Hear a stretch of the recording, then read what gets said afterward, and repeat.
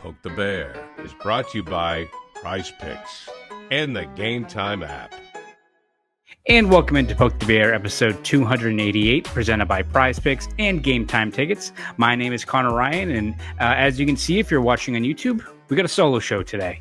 It's the holiday season. People are out doing last-minute Christmas shopping. A lot going on this time of year, so you just stuck with me today. So we're going to have a short but sweet recap of the Bruins' end of their road trip against the Edmonton Oilers.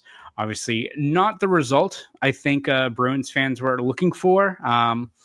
And I think that game in particular, if we're just looking at, and we'll focus a little bit further on looking at this overall 5-game road trip that the Bruins had. But I think all things considered, you look at the way the Bruins played in that game against the Oilers, and it kind of depends on how you operate and how you approach this team, and whether you're a glass half full or a glass half empty kind of approach there, if you're a Bruins fan, because you look at the final result, right? If you're looking at the glass half empty, yes, the Bruins start off really strong against the Oilers, go up 2-0 the end of the first period, and feeling good. Like, this was probably the one game that I think a lot of fans looked at, especially the way the start of this road trip was, getting smoked by Winnipeg, really not putting a competitive effort against Seattle. And then you look at the end of this road trip and you're playing a team like the Oilers that if you're not on your game, they can drop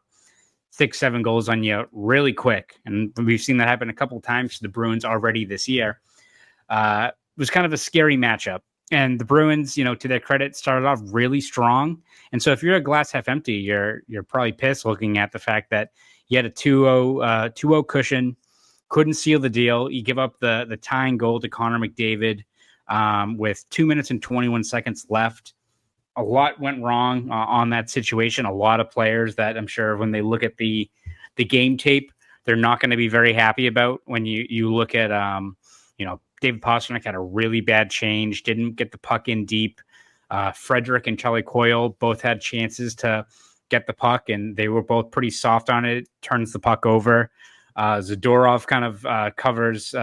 He's kind of put in a bad spot there, defending McDavid. Easier said than done, I know, defending Connor McDavid when he's got the puck on his stick and a head of steam. But not a lot went right there. Jeremy Swayman had a pretty rough go in that game as well. McDavid's able to just knock the puck through the 5-hole, tie the game up, and then in overtime, not really competitive. You're already kind of swimming against the tide if you're a team playing the Oilers with McDavid and Draisaitl in overtime. But still, way too many lapses. Bruins have, Swayman pushes the puck up the ice, bad change, numbers back the other way. Matthias Ekholm scores, and the Bruins lose that game 3-2. So glass half empty. You look at the Bruins and, you get a point out of it, but feels like you really should have left with 2 points and a really solid win. If they held on and beat the Oilers, a team with that much firepower, 2-1 in a gritty kind of win there, Bruins fans probably happy of like, all right, that those 2 losses to Winnipeg and Seattle feel like they're a long, long time ago. But with 1 point, you kind of have to now draw the silver linings out of it. And I don't think Bruins fans want to see that right now. They wanted to see results, and this team kind of sticking to a full 60-minute effort wasn't the case. To make matters worse, the Bruins do get a point, but the rest of the teams that are, clamoring for a playoff spot tighten their kind of grip in terms of what's probably going to be a pretty tight playoff race. Tampa Bay, they win in regulation against the Blues on Thursday night. So they leapfrog the Bruins. They're now third place in the Atlantic. Bruins are now on the top wild card spot. So Tampa and Boston are tied in points, but Tampa also has seemingly only played like 11 games all year, it feels like. They have 4 games in hand against the Bruins, and they're playing really, really well. So you have to figure they're going to bump their numbers up quite a bit here moving forward, which is not good news for the Bruins. And then Ottawa Senators win in overtime against the Calgary Flames. Linus Ullmark has been on an absolute heater for that team. I think they've won 5 in a row, and they are now in the second wildcard spot. And they are, I believe, 2 points back of the Bruins, but also have 2 games in hand. So you're looking at the fact that I think the Metro has had a lot of teams kind of bottom out, whether it's the Penguins who are playing a little bit better, but they're still kind of a mess. The Rangers are an absolute crap show right now. If you're the Bruins, you're lucky that one, no team has taken off in the Atlantic, so that's why everyone's kind of jumbled together with Florida, Toronto, Tampa, Ottawa now. So you're kind of lucky in that regard that, a team like the Rangers or something like that hasn't bumped you out of a wild card spot yet. But it does feel like, barring, Omar kind of coming back down to earth, that the Bruins are going to be in that mix with teams like Tampa and Toronto, Florida. It's all going to be, I think, a pretty tight race. No team is really running away with things yet, which is going to mean there's going to be a lot of games down the second half of the year where we're going to be looking at the standings. And it also, once again, hammers home the point that, as even though this team is in a playoff race, you look at how many games they've already played and how many times they've either let another point slip away or 2 points, right? Like, you look at early on in the year, and again, I think they've improved from where they were at the start, where you're, under Jim Montgomery. But you look at some of these games, right? Like losing in regulation to the Penguins on Black Friday, or losing to the Columbus Blue Jackets. They've had quite a few of these games where you look at the results and that they haven't been there. And you look at, where an extra 2 or 3 or 4 points would be right now in the standings from where they are now. And, you even look at like the Seattle Kraken game on the road. There's quite a few of these ones where it does feel like, and the Bruins said all the right things in October, November, of like, it's a long season, we'll be fine. Once you get to March and all of a sudden Tampa's got another game in hand on you, up 3 points, and you look at where an extra win or two would get this team, it does hurt quite a bit. So I think when you look at the Bruins and their approach throughout, this Oilers game and the overall road trip, yeah, it kind of depends on how you view things. Because yes, I think we start with the negative outlook at first, which this is a Bruins podcast, so of course we are going to have a bit more of a critical, pessimistic outlook, I would say. So very frustrating that they couldn't come away with what would have been a really impressive statement win. I know the Oilers record isn't insane, but that as a team, skill-wise, I think they're going to be in the mix for a deep playoff run. That would have been a really good regulation win if you're able to get it against that team.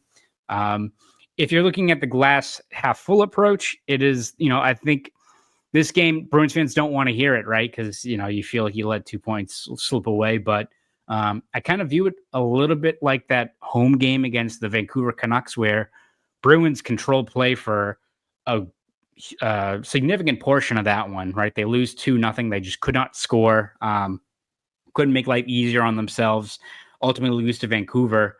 But that's when you look at how they carried play, how they, I think, did their job sticking to a game plan. If you play like that, for 82 games, you're going to be a very competitive team. And I think the Bruins did that, in this game against Edmonton. I think as a whole, when you look at how dangerous the Oilers are, the Bruins did a pretty solid job taking care of the puck, limiting odd man rushes where the Oilers will kill you. Playing simple, smart hockey, defending the net front. The Oilers had 26 shots on goal in that game, which I believe is their third fewest in a game this year. And they had 9 total high danger scoring chances. That's including the power play, where they also generate a lot of offense. So, and that was their fourth lowest total of the year, the Oilers, with 9 high danger looks. So, like, the Bruins kind of did their job. And again, that's a team with a lot of firepower. And we looked at, where the numbers were, once Joe Sacco first took over, and they win 4 in a row, and the defense looks a lot better, and you're feeling good about it. But again, the caveat was you're playing teams like Montreal, the Flyers. Like, all right, like, you can defend the net front against those teams, but let's see you do it against the Oilers, the Winnipeg Jets. And the Bruins got away from their game plan, from their identity in that Winnipeg game. There's no question about that. But considering that has been a flaw this year, where you give up, lopsided losses to teams like Dallas, Carolina, Winnipeg, it feels like the Oilers were like the perfect storm in terms of just how dangerous they can be. That, all right, if you're struggling against those teams, the Oilers are going to light you up for at least 5 goals, right? And I think the Bruins did a good job. They were committed to, defending the net front, playing simple, smart hockey, blocking shots. And if you play like that, I think Doesn't mean that, you're going to win all those games, but you're going to be competitive. You're going to be in 2-1 games in the third period. And I think if you're the Bruins, that's kind of have to be the strategy you adhere to if you're going to, pile on points and make some semblance of a run here. So, again, it's, half full, half empty. Maybe it's a bit of both, right? Because you can look at that and be like, yes, the Bruins played a really competitive game, 55-minute effort, whatever you want to call it. Still didn't have the horses to get the job done or extend their lead. They had a few power play chances where they could have gone up 3-0. Maybe that changes the complexion of the game. So those things do loom large. I'll take a bit more of a positive approach in terms of just how they finished this road trip after that stat. And I think if you play like you did against the Oilers, you're going to be in a lot of these games and put a competitive product out on the ice. So I'm taking the slightly positive approach coming off that Oilers game. And now, again, it's how they build off of it. If they go back home on Saturday against a crap bag Sabres team and lose, we're right back where we started, which has been kind of the recurring theme this year. But for right now, I'm going to look at the positive aspects of those things. We'll talk a little bit more about this Oilers game, especially looking at Jeremy Swayman, which was one strike against the Bruins in that matchup. But before we do that, let's take a quick break and hear from our good friends over at PrizePicks. The snow is falling, eggnog is flowing, Amazon packages are piling up, and you know what that means? Hockey season is in full swing. And this December, make your holidays bigger and brighter with PrizePicks, the best place to get real money action while watching your favorite sports. You just need to pick more or less on at least 2 players for a shot to win up to not 50, not 100, not 200, no, 1,000 times your cash as you run your game all season long on America's #1 daily fantasy sports app. Join now because this holiday season, PrizePicks is giving away 2 free picks in December. They're giving away $30+ million in rewards during Picksmas. So sign up today and get $50 instantly when you play just $5. You don't even need to win to receive the $50 bonus. It's guaranteed. PrizePicks puts their members first, so all withdrawals are fast, safe, and secure. When my picks hit, I can get my money in as quick as 15 minutes. PrizePicks now offers MasterCard for quick and easy deposits into your account this sports season. There's no real shortage of ways to participate in PrizePicks, especially during the hockey season. And with the Bruins turning a corner, I'm buying into the holiday cheer. This week, I'm picking David Pastrnak for more than 1.5 goals and Elias Lindholm for more than 9 faceoffs won. It's really that easy. So cook up hot takes with your friends and win real money this hockey season when you and your crew run your game on PrizePicks. Download the PrizePicks app today and use code CLNS to get $50 instantly after you play your first $5 lineup. That's code CLNS on the PrizePicks app to get $50 instantly after you play your first $5 lineup. PrizePicks. Run your game. Shout out once again to our good friends over at PrizePicks.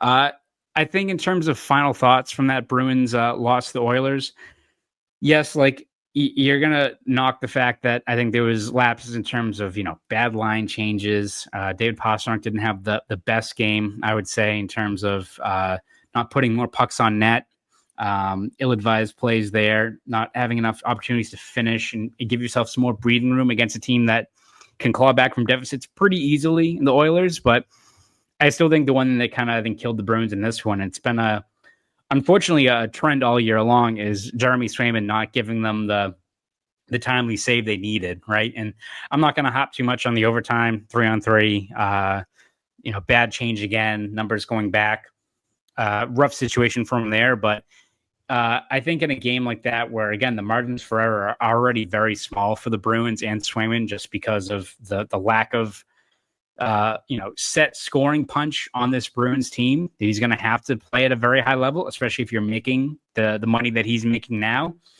You can't have some of these goals, right? Like the first goal that the Oilers score, that Hyman one, quick shot, kind of catches Swayman by surprise, but is beat clean. Puck slides under his right skate. And that just can't happen in that situation where the Bruins, again, are playing a really good, strong defensive effort. Like everyone's buying in. There's not a lot of quality chances. The Bruins are doing their job on the penalty kill, all these things. And then weird bounce off the boards, like, Mark Kastelic tries to clear the puck, bounces it, goes right to Hyman, quick shot on net.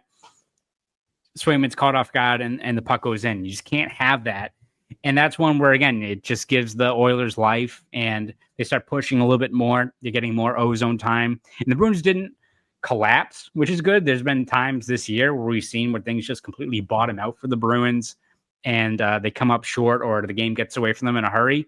That didn't happen, right? But you give a team like the Oilers that are that skilled, that, fresh off a playoff run, knows how to win, knows how to claw back in these games, that little spark of hope that they can come back now. If you're getting a gimme goal like that, it's a sign of a rough stretch going forward in that game. And sure enough, they come back and tie the game in the third period. And again, like, it wasn't just Swayman on that sequence that led to McDavid's tying goal late in the game.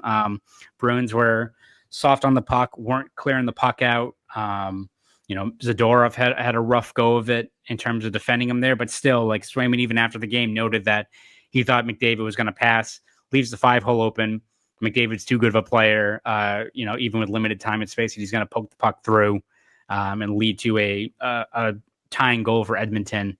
And it's just not good enough for Swayman right now, right? Like, obviously you have the game against Winnipeg where things really got away from him. Again, the team wasn't that great in front of him either, but these are the kind of games, right, where you play a really competitive, put forward a really competitive effort against the Oilers, a really good team. You're feeling good about where you are. Guys are buying in. They're sticking to the identity that they need to play, I think, under Joe Sacco. And then you have, like, that Hyman goal is a backbreaker. And if you're Jeremy Swayman and you're being paid like a top 5 goalie in this league, those are the games where the money's worth it, right? That's what you're paid for, those kind of games. You're not, the games where the guys in front of you don't show up and you get smoked, by Carolina or Dallas or what have you, Winnipeg. They weren't great. Like, Jeremy Swayman wasn't great in those ones, but there's a lot that went wrong in front of him. This is one where you need Swayman to be your last line of defense to bail you out and keep you afloat. And it just wasn't the case in this one. I think Jeremy Swayman now, if you look at money pucks numbers, he's last in the league in goals saved above expected at minus 12.5, which means that an average goalie is, when you look at the quality of shots that Jeremy Swayman is facing, an average goalie would save over 12 goals from where Swayman is right now in terms of his results. And again, the Bruins have been on some lopsided losses. We know that, but also been in some pretty tight ones as well. When you look at how much 12.5 goals taken off the board for opponents would have this team in a different spot. It's the same thing that I think Evan and I have talked about time and time again, where if Swayman, not even if he's got a 930 save percentage and he's got a plus 15 goals saved above expected, if he was a league average goalie right now, and if David Pastrnak had 4 or 5 goals, you're probably fighting with Toronto at the top of the Atlantic right now. And again, that sounds like, I feel like Gerard Mayo talking about well, if you take out that 150-yard run, the Bruins run defense is really good. It's no, you are kind of cherry picking. I get it. But I think when you look at where this team is and how key, the goaltending is, and that was the case last year where both Swayman and Omar played at a high level and bailed the Bruins out routinely. You're not getting those same breaks right now. And it is crushing this team. Even as I think a lot of their defensive game, even a little bit more of their offense is turning the corner. So it's frustrating. And if you're the Bruins, you need Jeremy Swayman or Jonas Korpisalo, or ideally both, to go on a bit of a run here and really bail you out. I think that's going to be key for this team moving forward. We'll wrap up this one shortly, but before we do that, take another quick break here from our good friends over at GameTime Tickets. It's the holiday season, and you know what that means. Christmas carols, maxing out your credit card, and of course, catching a game with your family and friends. And if you're a Bruins or Celtics fan and you want to end the year on a high note, you got to go with GameTime Tickets. There's nothing better than ushering in the holiday season with a game in December over at the Garden, whether it's the Celtics or the Bruins. And with hockey and basketball season in full swing, now is your time to take in the action, and GameTime Tickets will get you the best seats at the best prices to get you into the Garden. With killer last-minute deals, all-in prices, views from your seat, and their lowest price guarantee, GameTime takes the guesswork out of buying NHL and NBA tickets. Want to catch the Bruins home game on the 28th against the Blue Jackets? How about a New Year's Eve game at the Garden between the Celtics and Raptors? GameTime Tickets has you covered. GameTime Tickets app makes it easy to sort through which specific game, concert, or other event you want to attend and shows you the best spots available to take in the action.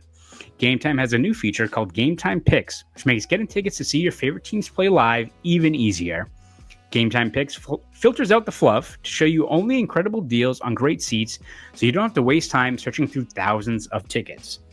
GameTime Tickets also has you covered with the most flexible customer service policy in the ticketing industry, including event cancellation protection, 24-hour return guarantee, job loss assurance, and on-time ticket delivery. So what are you waiting for? Take the guesswork out of buying football, basketball, NHL tickets with GameTime.